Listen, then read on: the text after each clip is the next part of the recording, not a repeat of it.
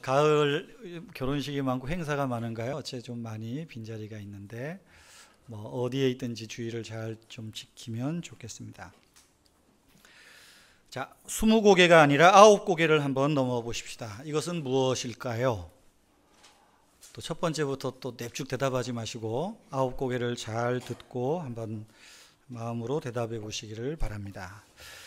첫 번째는 내가 주어서 없어지지 않고 받은 사람을 부욕해 한다. 무엇일까요? 두 번째는 나는 잠깐이지만 상대방에게 그 기억은 영원할 수도 있습니다. 무엇으로도 이것은 살 수가 없습니다. 값을 매길 수 없는 것입니다. 네 번째는 남에게서 빌릴 수도 없습니다. 또 다섯 번째는 훔칠 방법은 더더욱 없고요. 나누면 나눌수록 화평의 영역이 커지는 것입니다. 일곱 번째, 내가 먼저 건네면 반드시 메아리처럼 나에게로 돌아오는 것입니다. 여덟 번째로 돈이 들거나 힘들이지 않고 또 시간을 들이지 않고도 화장할 수 있는 그런 화장과 같습니다. 마지막으로 이것은 사람에게만 있는 특별한 것이랍니다. 이게 뭘까요? 오늘 제목이 기쁨이니까 기쁨 그러는데 미소랍니다. 미소. 자, 우리 앞뒤로 좌우로 그윽한 미소의 얼굴로 그냥 눈빛으로 입가로만 한번 앞뒤 좌우로 인사하십시다. 네 사람 이상. 예.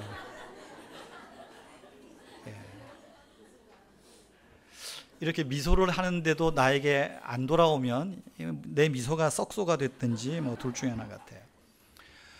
미소는 강한 힘이 있다 그러죠. 또 미소는 인간관계를 부드럽게 하고 좋게 만드는 열쇠라고도 말합니다.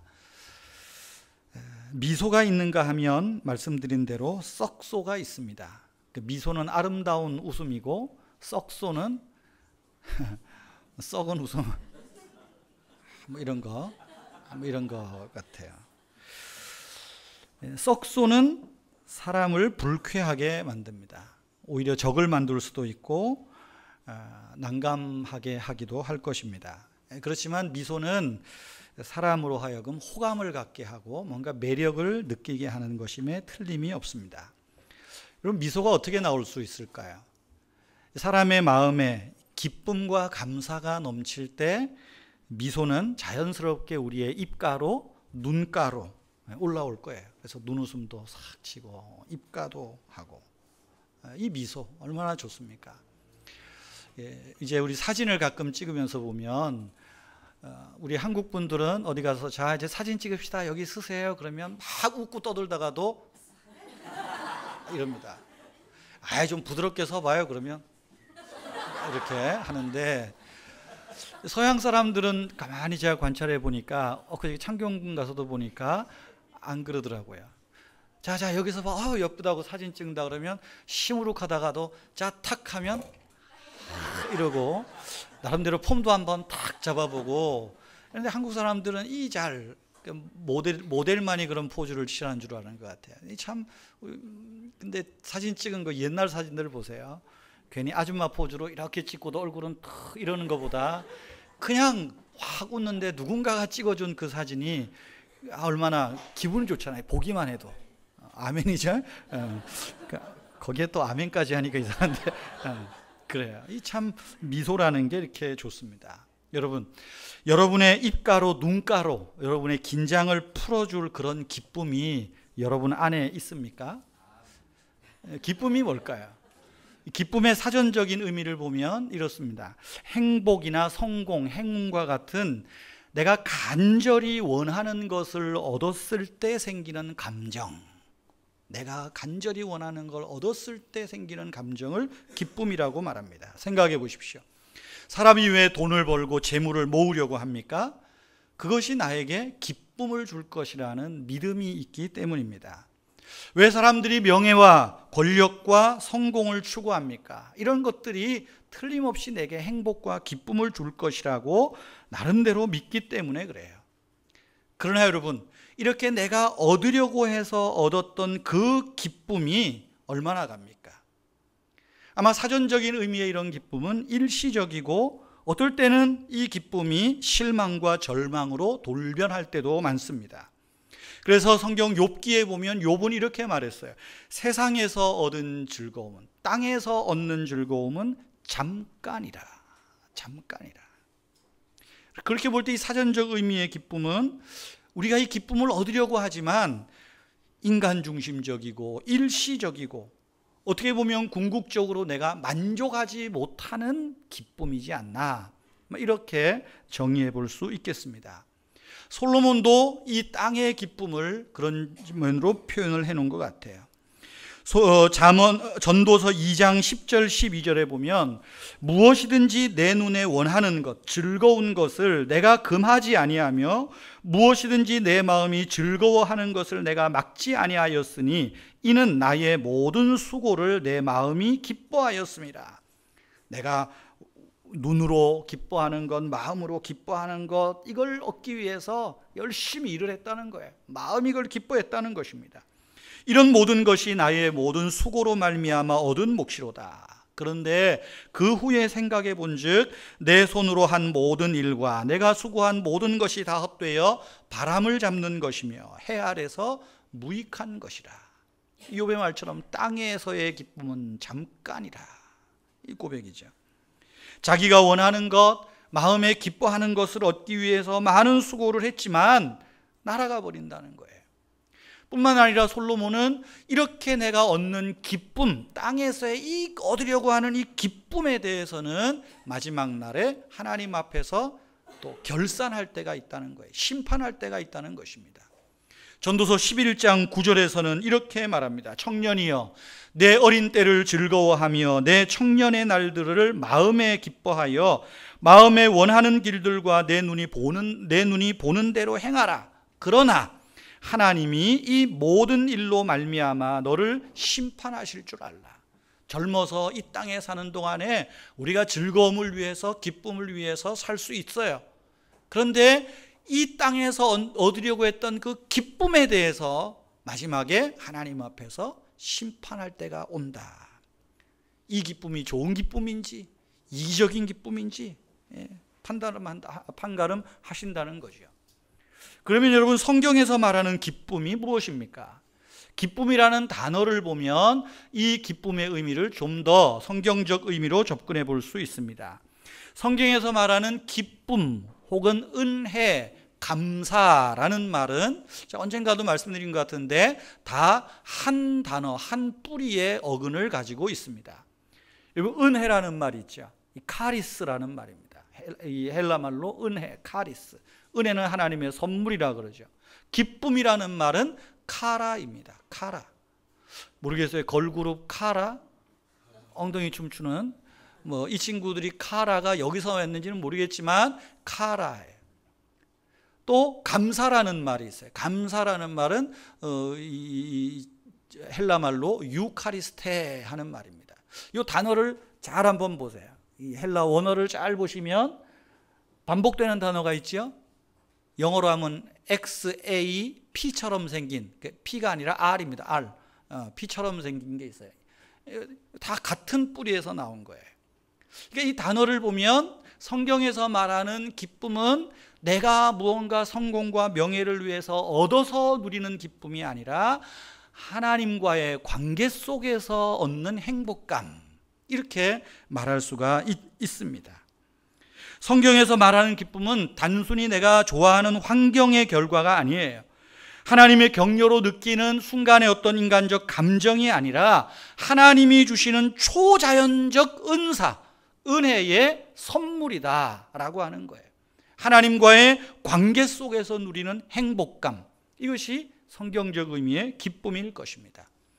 이렇게 볼 때 성경이 말하는 기쁨은 하나님이 주시는 은사, 선물이라, 이렇게 말할 수 있습니다. 여러분, 실제적이고 지속적인 기쁨은 신자들이 은혜를 통해서 아까 은혜 카리스 있었죠. 은혜를 통해서 예수 그리스도를 구세주로 믿고 영접하고 하나님 나라의 진리를 소유할 때만이 이 변하지 않는 기쁨을 누릴 수 있다는 것입니다. 하나님이 우리에게 이 말씀을, 기록된 말씀을 주시고 그리스도를 우리에게 주시는 것은 이 기쁨을 우리에게 주시기 위한 것입니다. 오늘 본문 요한복음 15장 11절에서도 그렇게 말하죠. 내가 너희에게 이것을 쓴 것은 내 기쁨이 너희 안에 있어. 무슨 말입니까? 내 기쁨을 너희에게 주려 한다는 말이에요.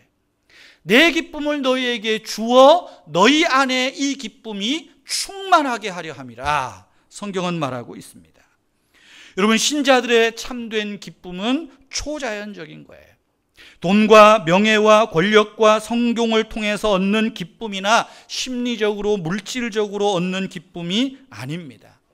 하나님께서 태초에 에덴의 낙원을 만드셨어요. 에덴의 뜻이 뭡니까? 기쁨의 동산이에요. 기쁨의 동산. 하나님께서 기쁨의 동산을 만드시고 그것을, 기쁨을 아담 하와에게 선물로 주신 것입니다.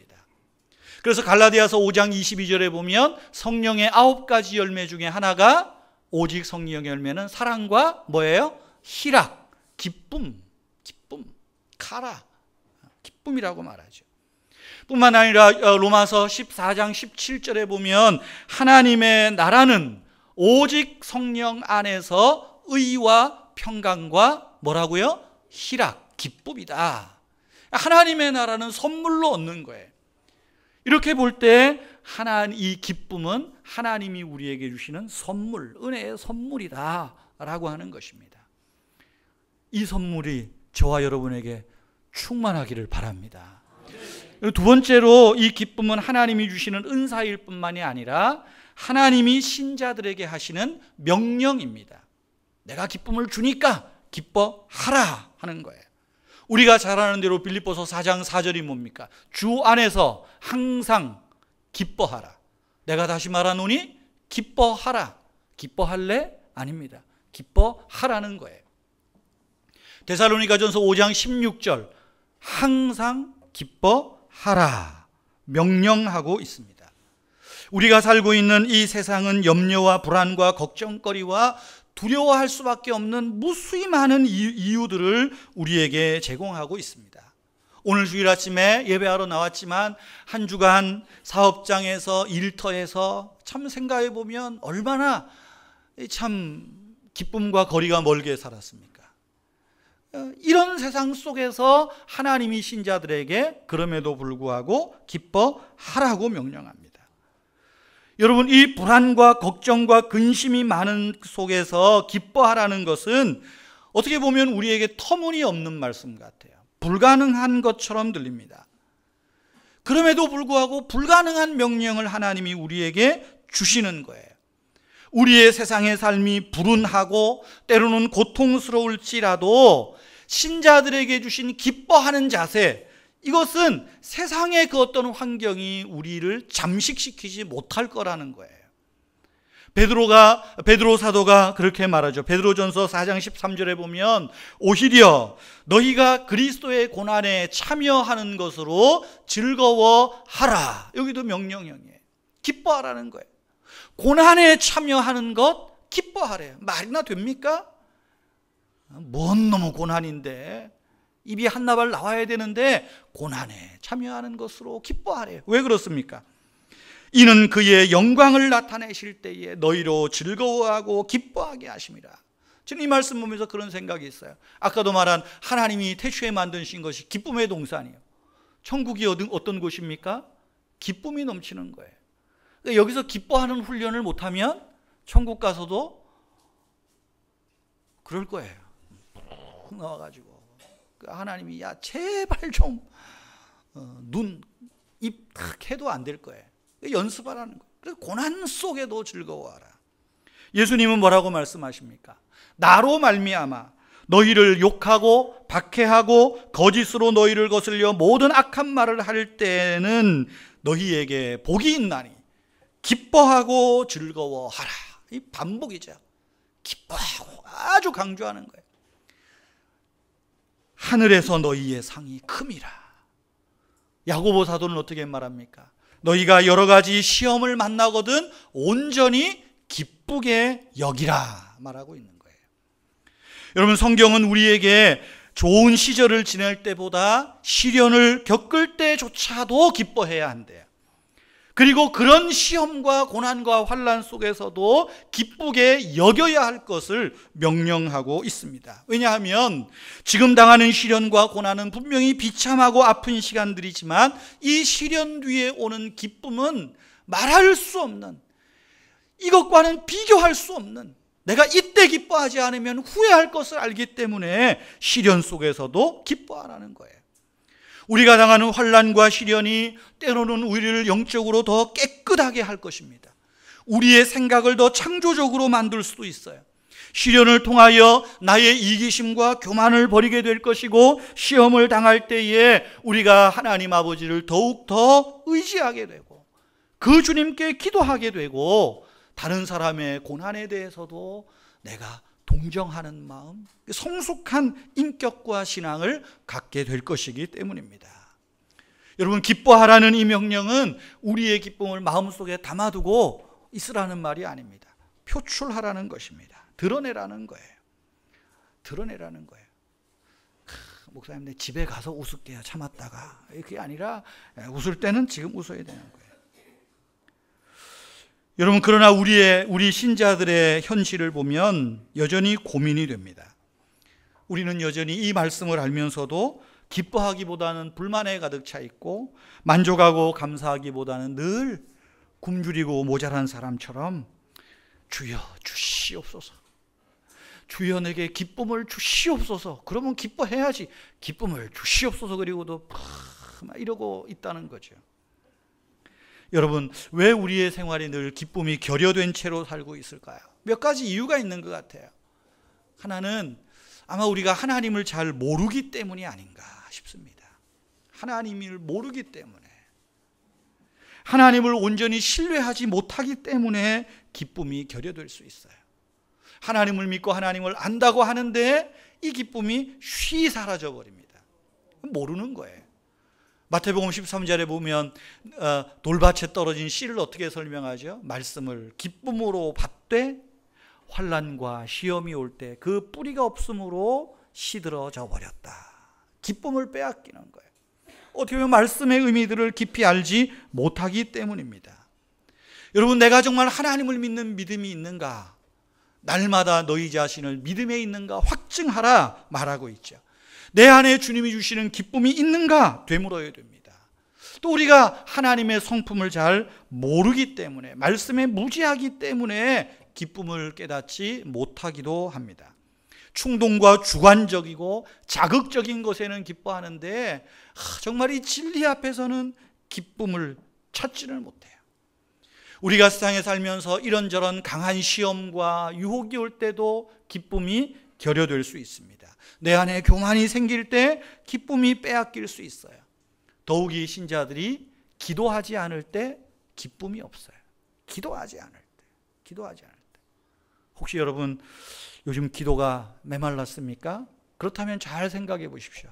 여러분 안에 기쁨이 있는가 없는가? 기쁨이 있는가 없는가? 그렇다면 사랑하는 성도 여러분, 하나님이 우리에게 주신 이 기쁨을 가지고 정말 지속적으로 기뻐하려면 어떻게 해야 되겠습니까?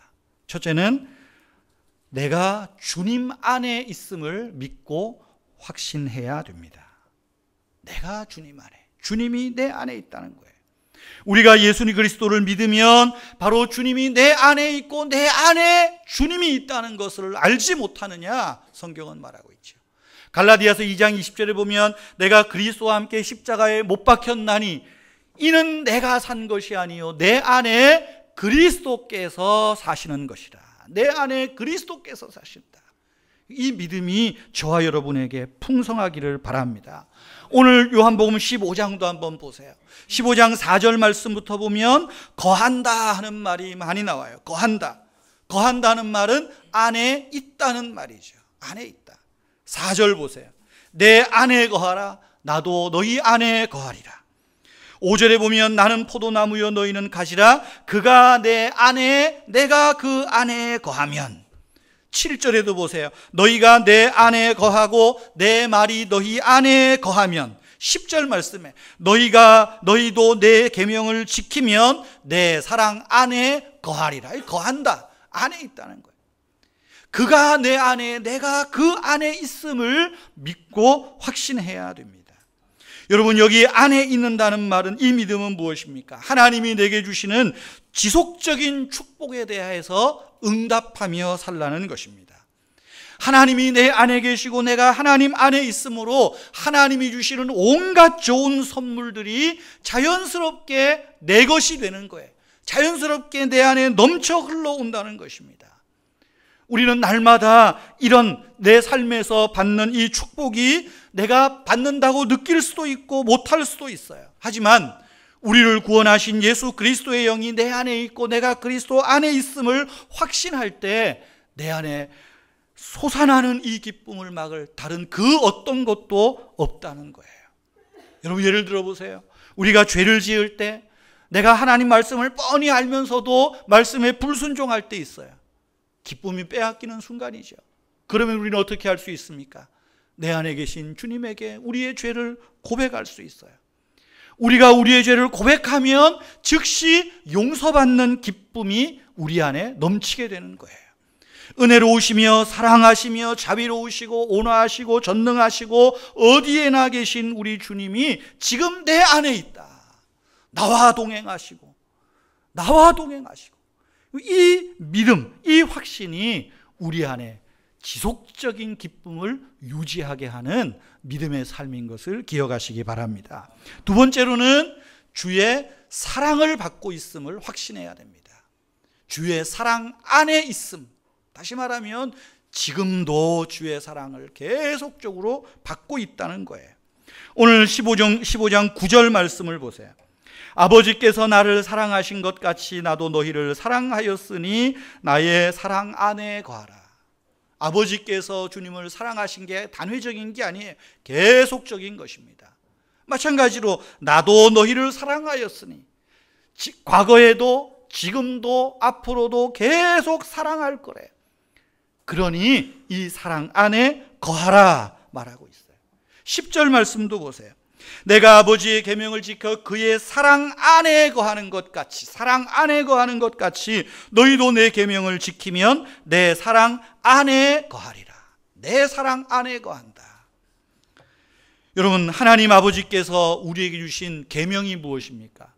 예수 그리스도께서 우리에게 주신 계명이 뭐예요? 선지자와 율법의 강령을 두 가지로 요약했죠. 뭐죠? 첫째는 하나님을 사랑하라. 둘째는 내 이웃을 내 몸과 같이 사랑하라는 것입니다. 근데 이 말씀을 잘 이해하셔야 돼요.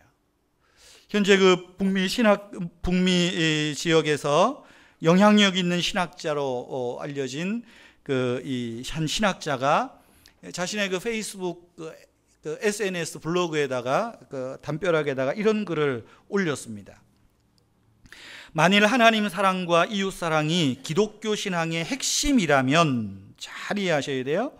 하나님 사랑과 이웃 사랑이 기독교 신앙의 핵심이라면 이는 사랑의 종교가 아니라 율법의 종교일 수 있다. 이상하죠? 사랑의 종교 하는데 뜬금없이 율법의 종교래. 어떻게 생각하십니까? 우리가 하나님을 사랑해야 하고 이웃을 사랑해야 됩니다. 그러나 전제가 있어요.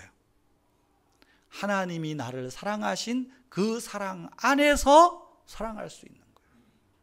만약에 내가 하나님을 사랑하고 이웃을 사랑함으로 구원을 받고 하나님의 사랑을 더 많이 받겠다 생각해서 열심히 사랑한다면 그것이 행함이 될 수 있는 거죠.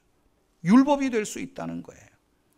오늘 여기 10절 말씀도 보세요. 9절을 이해하지 않고 10절을 보면 잘못하면 그렇게 될 수 있어요.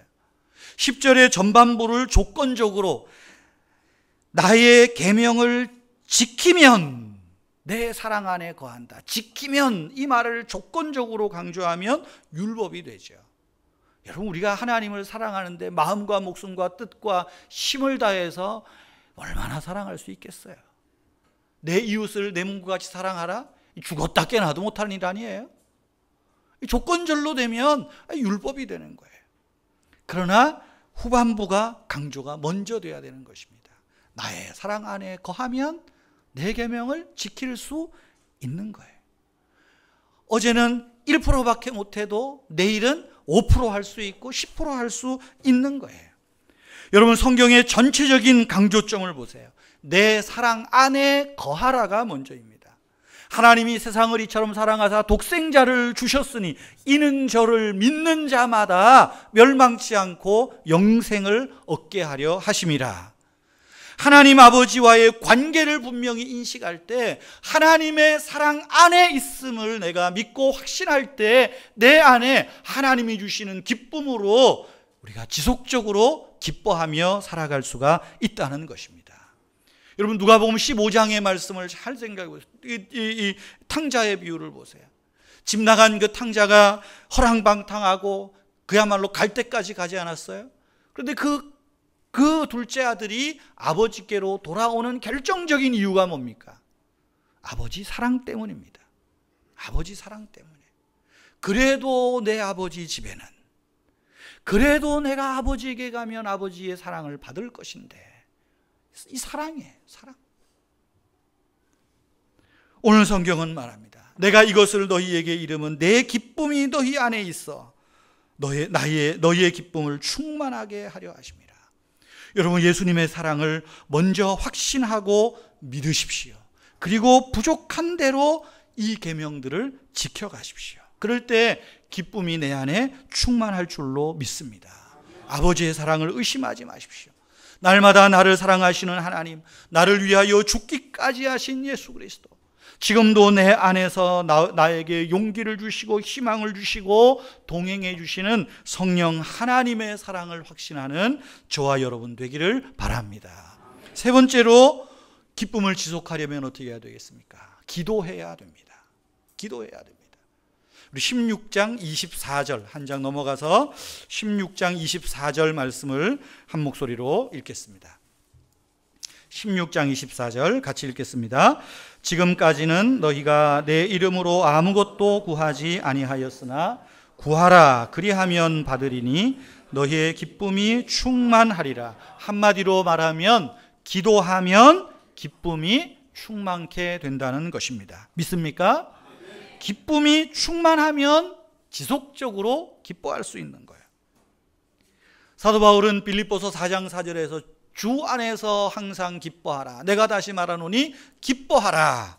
그렇게 말합니다.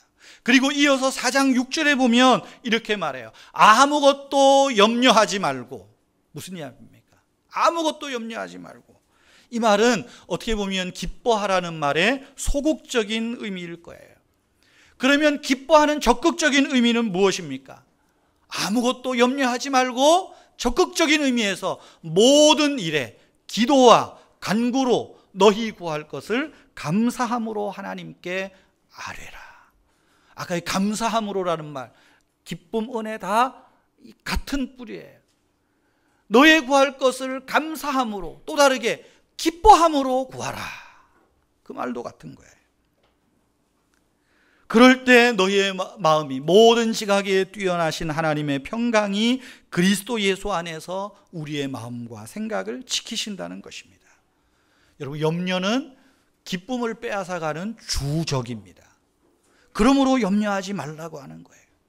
그러면 기쁨을 찾아오고 또 계속해서 기뻐하기 위해서는 어떻게 하라고 합니까?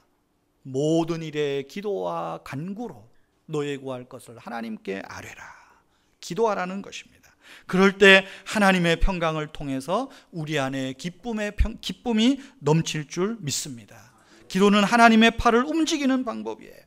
하나님이 우리에게 주시는 기쁨은 아무것도 염려하지 않기를 터득하기 전에는 오지 않습니다. 그래서 요한복음 16장 24절에 보세요. 지금까지는 너희가 내 이름으로 구하지 않았다. 여러 의미가 있겠지만 문제가 생기면 염려하고 걱정하고 낙심하고 포기했어요. 기쁨이 있을 수가 없어요.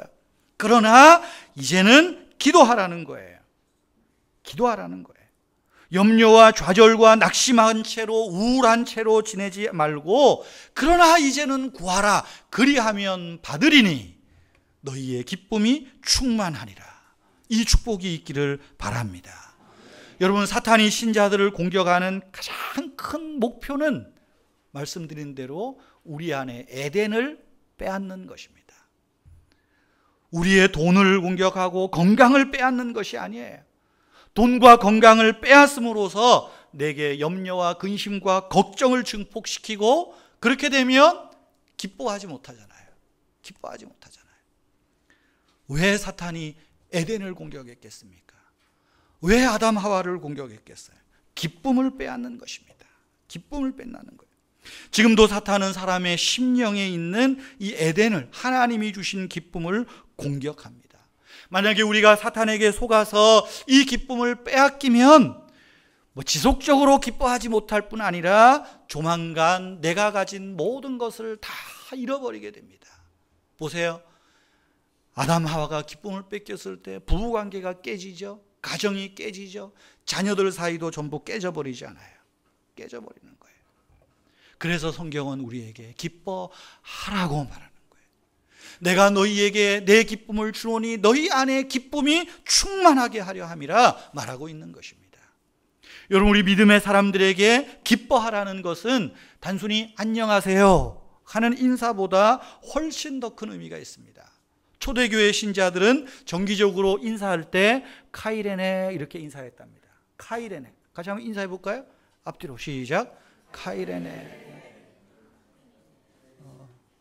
뭔 뜻인지 알겠어요? 아까 카이가 뭐라 그랬어요? 기쁨, 명사. 카이레네는 기뻐하라, 명령형이에요. 카이레네. 이 교회당에서 만나가지고 카이레네 그러면 좀 웃어, 기뻐해, 그 말이요. 다시 한번 해보실까요? 쑥스럽사와요? 여전히 입이 쫙 다물고 있는데 카이레네, 카이레네. 왜 그렇습니까? 기쁨은 우리 삶에 즐거움을 주고 기쁨은 우리를 힘있게 만들기 때문입니다. 하나님이 원하시는 바는 저와 여러분이 단순히 불행을 피해 다니는 것이 아니라 불행을 변화시키는 거예요. 우리가 주님이 주시는 기쁨으로 불행을 행복으로 변화시킬 수 있고, 우리 안에 오는 근심을 감사로 변화시킬 수 있고, 우리 안에 생기는 불안을 그리스도께서 주시는 평강으로 변화시킬 줄 믿습니다. 느헤미야 8장 10절에 보면 여호와를 기뻐하는 것이 너희의 힘이라고 말하죠. 기뻐하는 것, 하나님을 기뻐하는 것, 하나님의 은혜를 기뻐하는 것이 우리 신자들의 힘이라는 것입니다. 우리를 사랑하시고 구원하신 하나님을 기뻐하십시오. 우리를 위해서 십자가에 죽으신 예수 그리스도를 기뻐하십시오. 우리의 기도를 들으시는 하나님을 기뻐하십시오. 이것이 이 세상을 살아가는 우리의 힘인 줄 믿습니다. 그러기 위해서 오늘 말씀처럼 내가 그리스도 안에, 그리스도가 내 안에 거하심을 날마다 확증하는 여러분 되기를 바랍니다. 지금도 하나님께서 나를 사랑하시고 있고 앞으로도 나를 영원토록 사랑하실 그 하나님의 사랑을 붙드는 여러분 되기를 바랍니다. 불안하십니까? 염려가 있으십니까? 사업에, 직장에, 자녀들의 학업에 혹은 가정에 이런저런 시험으로 인하여 어려움이 있지요. 기도하십시오. 구하라, 그리하면 너희에게 기쁨이 충만하리라. 기쁨이 충만하리라. 그리스도 안에서 모든 풍요로움으로 인해서 기뻐할 것입니다. 기쁨이 우리를 강하게 만듭니다. 하나님을 기뻐하는 것이 우리의 힘이라. 하나님의 은혜를 기뻐하는 것, 하나님의 사랑을 기뻐하는 것이 우리의 힘입니다. 이 기쁨으로 한 주간도 승리하는 우리 모든 교회 성도님들이 되기를 바랍니다.